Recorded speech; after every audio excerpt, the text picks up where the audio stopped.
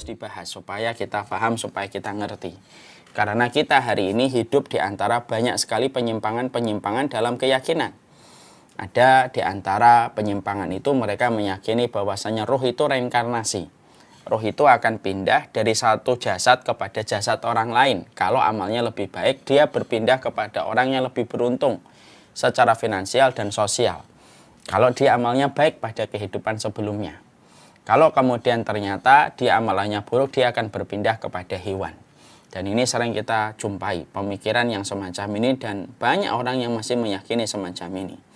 Bahkan salah satu sekte Syiah namanya Nusairiyah yang banyak yang ada di Suriah, itu mereka memiliki keyakinan Nusairiyah itu bahwasanya tidak ada hari berbangkit, yang ada itu adalah reinkarnasi. Karena ruh berpindah dari satu manusia ke manusia yang lain sesuai dengan tingkat amalnya, dan kalau amalannya buruk pada kehidupan sebelumnya, dia akan pindah kepada hewan.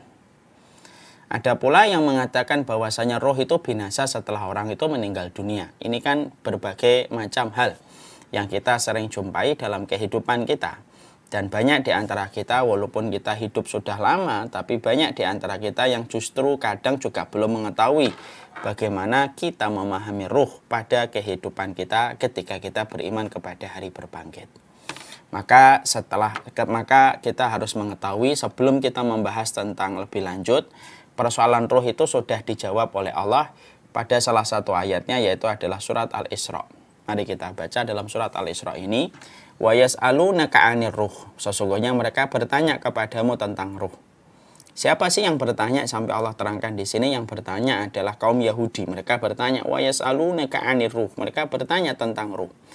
Maka katakanlah, Allah menyuruh Nabi untuk menjawab, qulir ruhu min amri rabbi wa ma utitum minal ilmi illa qalila. Lalu kemudian dikatakan kepada Muhammad untuk menjawab dari apa yang ditanyakan oleh orang Yahudi. Qulir ruhu min amri rabbi. Ruh itu urusan Rabbku. Wa ma utitum minal ilmi. Dan tidaklah kalian diberikan ilmunya kecuali illa qalila, kecuali sedikit sekali. Jadi kalau kita membaca tentang hadis-hadis yang berkaitan tentang ruh, ternyata tidak terlalu banyak yang menjelaskan mungkin sebagaimana yang kita harapkan. Ruh itu bagaimana detailnya itu tidak sampai detail. Dijelaskan aja secara global. Makanya Allah menyampaikan wa ma utitum minal ilmi illa qalila. Kalian itu tidak diberitahu tentang masalah ruh kecuali adalah sedikit. Nah, mungkin ada yang bertanya, kenapa Allah ngasih tahu tentang ruh itu sedikit, Ustaz? Ada dua jawabannya. Satu, maka Allah berkehendak terhadap apa yang Allah perbuat, dan Allah tidak pernah ditanya tentang apa yang Allah lakukan. Ya, la yus'alu amma yaf'alu wa hum yus'alun. Allah tidak pernah ditanya kenapa, tapi kita manusia yang ditanya oleh Allah atas perbuatan dan perkataan kita. Ini yang pertama. Yang kedua, kenapa masalah ruh itu diceritakan sedikit? Supaya Allah mengetahui siapa yang beriman kepada hari akhir dan siapa yang mereka setengah beriman kepada hari akhir. Makanya lucu ya, ada orang yang cukup terkenal di Indonesia sampai mengatakan, siapa sih yang mengatakan iman sama perkara hari akhir itu? Dia juga tidak pernah ngunjungin kok, nggak pernah ngeliat juga. Kan ada kan mengatakan ini dalam sebuah acara nasional. Ini hal yang kemudian disitulah kita mengambil pelajaran. Disitulah kita akhirnya paham. Allah itu memberitahu tentang ruh sedikit di antara kita. Itu sebenarnya Allah ingin tahu siapa yang betul-betul beriman kepada perkara gaib dan perkara hari akhir secara sempurna ketika dia yakin kepada apa yang diberitakan oleh Allah, dan siapa yang mereka tidak beriman kepada hari akhir dan tidak beriman kepada masalah gaib ketika dia menyandarkan mata dan akalnya ketika memberikan sebuah kesimpulan berpikir. Makanya lucu kalau ada orang mengaku muslim lalu bisa berkata-kata, siapa sih yang pernah datang ke alam gaib itu? Kayak pernah ke sana aja. Dan itulah jawabannya. Ada dua yang tadi saya sebutkan. Setelah kita kemudian mengetahui itu, sekarang mari kita bahas tentang masalah ruh dengan jasad. Maka sesungguhnya yang pertama yang kita harus paham, kalau kita bertanya ruh dan jasad ini kan, sebenarnya ini kan jasad, yang di dalamnya itu ruh. Ya. Nah, yang di dalamnya itu ruh. Ada beberapa hal dan beberapa ilmu yang kita pahami kalau kita bicara antara ruh dengan jasad. Yang pertama, ruh itu tercipta sebelum jasad. Bahkan ruh itu tercipta semenjak penciptaan Nabi Adam, bahkan sebelumnya. Jadi roh itu lebih eksis duluan sebelum adanya jasad. Ya. Makanya kemudian kita menjumpai pada salah satu ayatnya Allah menyampaikan pada surat Al-A'raf 172.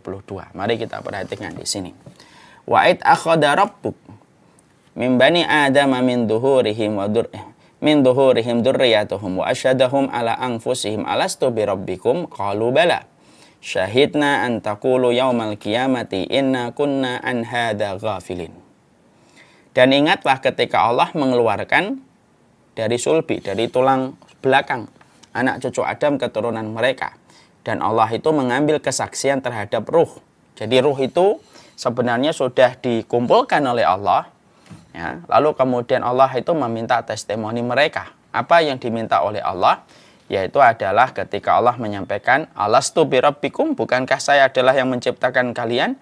Ruh semuanya itu berkata, qalu bala, iya, engkau adalah Rabb kami ya Allah. Ruhnya itu sudah menyaksikan. Jadi kalau hari ini orang kafir, orang musyrik, munafik, sebenarnya ketika ruh mereka itu dulu sudah mempersaksikan bahwasanya Allah itu adalah zat yang menciptakan mereka. Maka mereka mengatakan bala syahidna. Maka mereka berkata sesungguhnya betul engkau adalah Rabb kami bersaksi. Maka supaya ini nanti pada waktu hari kiamat, supaya tidak ada lagi alasan untuk orang berkata kami lalai terhadap masalah ini. Jadi sebenarnya ruh itu memang lebih dulu, lebih eksis daripada jasad. Dan ruh itu telah dimintakan testimoni mereka terhadap Allah. Jadi mereka yang telah menyaksikan bahwasanya Allah itu adalah Rabb bagi mereka. Maka disinilah kita akhirnya mengerti. Ketika Rasulullah mengatakan kullu mauludin yuladu alal fitrah. Sesungguhnya setiap anak yang lahir itu dilahirkan dalam kondisi fitrah. Fa'abawahu yuhawwidanihi ayunasiranihi ayyumajjisanihi. Maka orang tuanya yang menjadikan dia majusi, orang tuanya yang menjadikan dia nasara, dan orang tuanya yang menjadikan dia itu Yahudi. Maka disitulah kita akhirnya paham. Berarti seluruh anak-anak ketika dilahirkan itu, mereka itu hakikatnya ketika baru saja menangis, mendarat pada kehidupan di dunia, sebenarnya mereka berada di atas fitrah. Di atas fitrah itu artinya adalah mereka berada di atas keimanan yang benar. Lalu seiring dengan hari berganti dengan pekan, pekan berganti dengan bulan, akhirnya mereka orang tuanya yang menjadikan ini Yahudi, ini Majusi, ini Nasoro, ini kurang ajar, ini melampaui batas, itu orang tuanya. Berarti disinilah kita paham ya, orang tua itu memiliki pengaruh besar pada kehidupan seorang anak. Nah, ini saya akan ingatkan sebentar ya, sedikit ya. Sa'id bin Musayyib itu ketika beliau itu pernah ditanya sama anaknya, wahai bapakku, kenapa sholat sunnahmu banyak banget gitu. Nah, maka Sa'id bin Musayyib itu menjawab, diam nak, saya memperbanyak sholat sunnah ini supaya menjadi modal kesolehan kamu. Nah, insya Allah ya. Nah, disitulah kita akhirnya mengetahui bahwasanya roh itu lebih dulu daripada jasad. Setelah kita mengetahui dan kita juga mendapati dalilnya bahwasanya setiap roh itu telah mempersaksikan bahwasanya Allah itu adalah pencipta, lalu akhirnya dia ketika hidup dibuat Majusi, Yahudi oleh setan, ditambah lagi oleh setan. Itu orang tuanya yang membuat Majusi, Nasara, dan setan juga yang menjadikan mereka akhirnya melenceng dari jalan kebenaran. Maka disitulah kemudian kita mengetahui tentang hakikat ruh pada yang pertama. Yang berikutnya.